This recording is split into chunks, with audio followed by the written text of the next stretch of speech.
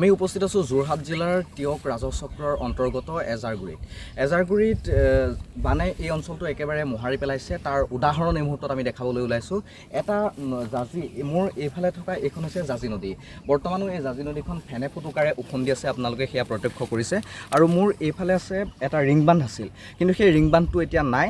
আপোনালোকে যদি এই খাৱৈৰ নিচিনা এই পানী ভৰ্তি হৈ থকা এইটো যদি মন কৰিছে, তেনেহ'লে এইটোৱে আছিল এটা সময়ত এটা ৰিংবান্ধ। আজিৰ পৰা কিছুদিন পূৰ্বলৈকে, 2-3 দিন পূৰ্বলৈকে, কিন্তু জাজি নদীৰ যি জাজি নদীৰ কোবাল সোঁতে এই ৰিংবান্ধটো একেবাৰে উটুৱাই নি এতিয়া ইয়াত খাৱৈ সদৃশ পৰিৱেশৰ সৃষ্টি কৰা দেখিবলৈ পোৱা গৈছে। মই সেই দৃশ্যটো এবাৰ আপোনালোকক ভালদৰে দেখুৱাই ল'ব বিচাৰিছোঁ।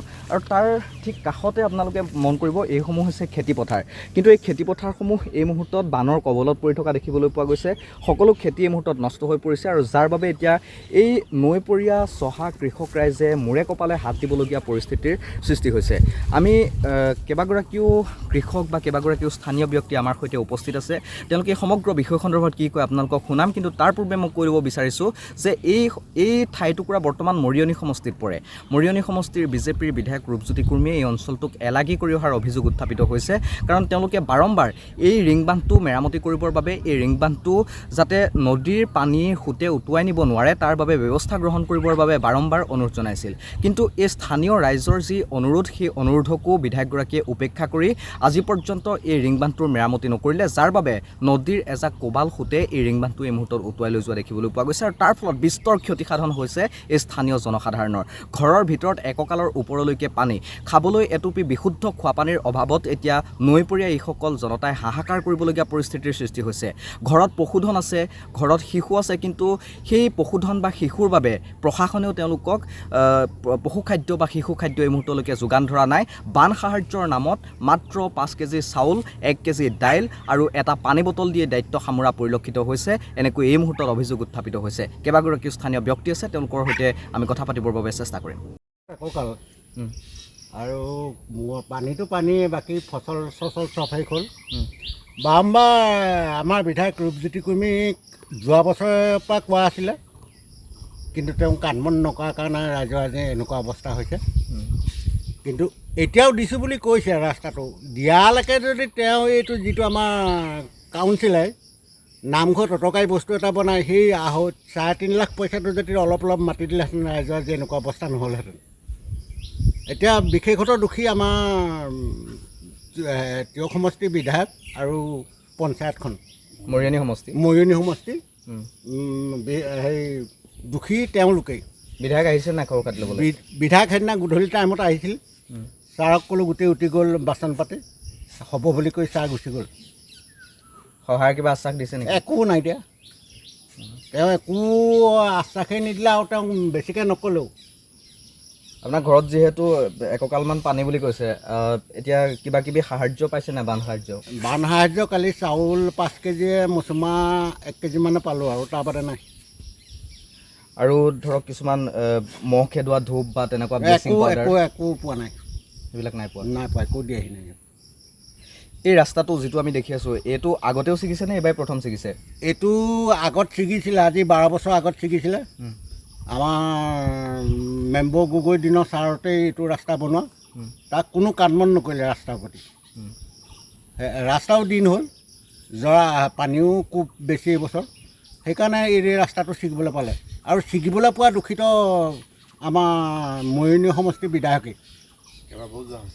কেইবাবাৰো যোৱা হৈছিলে তেওঁ গুৰিত, আৰু বাৰম্বাৰ মই অনুৰোধ কৰি আছিলোঁ। মই দলৰ বাৰু এজন দলপতি হিচাপে আছোঁ, তেওঁক বাৰম্বাৰ ক'লোঁ। তেওঁ আমাক কয় কি ৰাস্তাটো হ'ব, আমুক কৰিব। মই ছাৰক ক'লোঁ যে ৰাস্তাটো হ'ব মানে ছাৰ, আপুনি এইবাৰ অলপ যদি মাতি নিদিয়ে, ৰাইজৰ অৱস্থা এনেকুৱা হ'ব। কোনো ভূক্ষেপ নকৰিলে ছাৰ। আপোনালোকে ৰাস্তাটো ছিগাৰ আগতে কৈছিল যে যদি মাতি নিদিয়ে তেনেহ'লে ৰাস্তাটো যোৱা বছৰ আমি নিজে ৰাস্তাটো বনাই ল'লোঁ, 2 দিন JCB লগাই। 30,000 পইচাটো এটকাও পোৱা নাই এতিয়ালৈকে।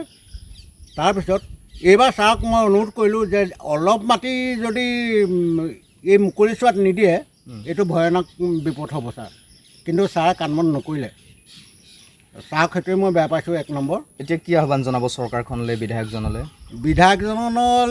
আমি কিটো জনাম আৰু, যদি জনসাধাৰণে বিধায়কৰ প্ৰতিনিধিত্ব কৰিব নোৱাৰে, তেতিয়া সেইজন বিধায়কনো কেলে আৰু। তেওঁ অকল বাম জেগা এৰিয়াবিলাকতে ঘূৰি ফুৰিলে। কিন্তু আমাৰ এইটো চিডুল কাষ্টত পৰে কাৰণে তেওঁ এবাৰো ভূক্ষেপ নকৰিলে। মই বাৰম্বাৰ তেওঁক কৈছিলোঁ যে ছাৰ এইবাৰ ভয়ানক বিপদ হ'ব। তেওঁ যদি অকণমান তলৰ খাপকো আশ্বাস দি ৰাস্তাটো মাটি অকণ দিলেহেঁতেন তেতিয়াও এইটো অৱস্থা ৰাইজৰ নহয়। দাদা আপোনাৰ ওচৰলৈ আহিম। আমি প্ৰায়ে বিভিন্ন সময়ত দেখিবলৈ পাওঁ যে এই দুৰ্যোগ প্ৰশমন বিভাগে হয় হয় মোবাইলত কেতিয়াবা কিছুমান মেছেজ পঠিয়ায়, কেতিয়াবা কিছুমান এলাৰ্টো পঠিয়ায়। হয় হয় কিন্তু এইবাৰ ইমান ডাঙৰ এটা বানপানী আহিব, ওচৰৰ মন জিলাতে ডাৱৰ বিস্ফোৰণ হৈছে, কিবা আগজাননী আপোনালোকে এই অঞ্চলৰ মানুহে পাইছিলে নেকি? জাননী মানে মোবাইলত যেতিয়া ৰাস্তাটো ভাগি গৈছে তাৰপাছত মেছেজ সোমাইছে। আগত কেতিয়াও মেছেজ নোসোমায়, বৰষুণ হৈ যোৱাৰ পাছত মেছেজ সোমাব, তেনেকুৱাই আৰু তাৰ পাছত ৰাস্তাটো ছিগি যোৱাৰ পাছত প্ৰশাসন বা চৰকাৰৰ কেনেকুৱা ধৰণৰ সহায় সহযোগিতা পাইছে? প্ৰশাসন আৰু চৰকাৰৰ মই এতিয়ালৈকে একো সহায় নাই পোৱা। এই ৰাস্তাটো এতিয়ালৈকে চৰকাৰী মানুহ আমাৰ এটুকুৰাত কোনো নাই দেখা। এই ৰাস্তাটো সিটো পাৰে কোনোবা আহিছে যদি আমি গম পোৱা নাই, কাৰণ আমি পাৰ হৈ যাব পৰা নাই। তাৰ বাহিৰে আমি একো গম নাপাওঁ। মানুহক আধা লিটাৰ 1 লিটাৰ পানী বটল এটা দিছে। এই 4-5 দিন 1 লিটাৰ পানী বটলটোৱে মানুহে কি কৰিব? গোটেই পুখুৰী চব বুৰি শেষ। মানুহ পানী নোখোৱাকৈ কেনেকৈ থাকিব? এতিয়া আমাৰ এইকণ অঞ্চলৰ বেছিভাগ মানুহ কৃষিজীৱী। চবৰ ঘৰতে গৰু, ছাগলী, ম'হ। আমাৰ টিয়ক এৰিয়াৰ 40% গাখীৰ এইটো অঞ্চলৰ পৰা যায়, 50% খেতি এইটো অঞ্চলত হয়। এই ৰাস্তাটো যদি 10 লাখ টকাও যদি মেৰামতি কৰিলেহেঁতেন তেতিয়া ইমান কোটি কোটি টকা মানুহৰ লোকচান নহয়।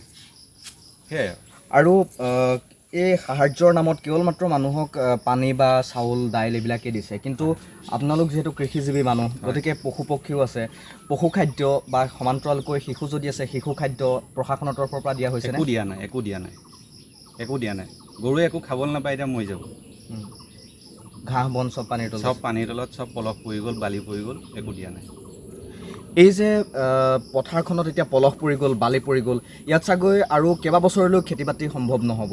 গতিকে এই সন্দৰ্ভত কিবা চৰকাৰক জনাইছেনে বা প্ৰশাসনে আপোনালোকক কিবা কৈছেনে? প্ৰশাসনক বৰ্তমান জনাবলৈ আমাৰ অহা যোৱা কৰিবলৈ সুবিধা নাই, কিন্তু ইয়াৰ আগত বাৰম্বাৰ জনোৱা হৈছিলে। যোৱা বছৰ ৰূপজ্যোতি কৰ্মী ডাঙৰীয়া ইয়ালৈ আহিছিলে বাইকত লৈ। ৰূপজ্যোতি কৰ্মী ডাঙৰীয়াক ধন্যবাদ এইটো কাৰণে, আগতে এইটো অঞ্চললৈ কোনো MLA নাহে, পৰিদৰ্শন কৰিবলৈকে নাহে। কিন্তু যোৱা বছৰ ৰূপজ্যোতি কৰ্মী ডাঙৰীয়া আহিছিলে, আহি পেলাই তেওঁ ইয়াত ভাগি গ'ল, ভগা পাছত বালি বস্তা এটাও নেপেলালে। আমি গাঁৱৰ ল'ৰাকেইটাই পইচা তুলি JCB লগাই যিখিনি ভাগিছিলে সেইখিনি মেৰামতি কৰিলোঁ। কৰাৰ পাছত তেওঁক জনাইছিলোঁ যে এইবছৰ আপুনি অন্ততঃ এহাত হ'লেও মাটি দি দিয়ক, নহ'লে যোৱা বছৰ বহুত দিগদাৰ হ'ব। তেওঁ একোৱে নকৰিলে। এতিয়া আমি বেলেগ আমাক অৰুণোদয় কিবাকিবি আমাক এইবোৰ একো নালাগে। দৰকাৰ হ'লে আমি ৰাইজে পইচা তুলি তেওঁলোকক দিম, আমাক ৰাস্তাটো বনাই দিয়ক, বেলেগ আমাক একো নালাগে। আমি গৰু ছাগলী চব বিকি তেওঁলোকক পইচা দিম, যদি পইচা নাই চৰকাৰৰ ওচৰত আমাক ৰাস্তাটো বনাই দিয়ক। এতিয়া মানুহ ইয়াত কোনোবা এজন মানুহ বেমাৰ আজাৰ হ'লে এই ৰাস্তাটো কেনেকৈ নিব? মানুহ মৰি যাব ঘৰত।